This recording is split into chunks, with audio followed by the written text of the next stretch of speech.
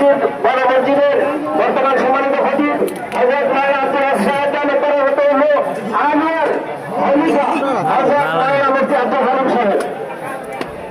আসসালামু আলাইকুম ওয়া রাহমাতুল্লাহ। নাহমাদুহু ওয়া নুসাল্লি আলা রাসূলিল্লাহ।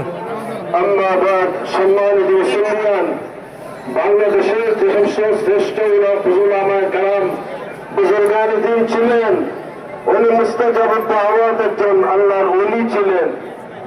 আল্লাহ কিয়ামতের আগে বেকবজিল উলামায়ে কেরামকে কবজা করে নিয়ে যাবেন।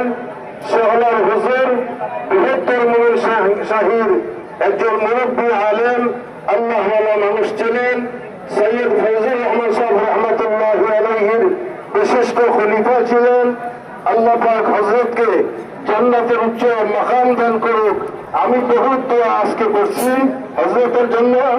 উনি সকালে আমাকে স্বপ্নে দেখাইছেন, একটা গাড়িতে উনি উঠছেন, উঠে আমাকে বলতেছেন, আব্দুল হালিম আমি চাই তুমি তাড়াতাড়ি আসো।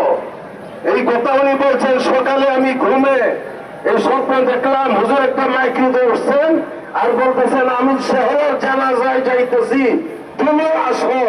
আমি পিছে পিছে চলে আসছি।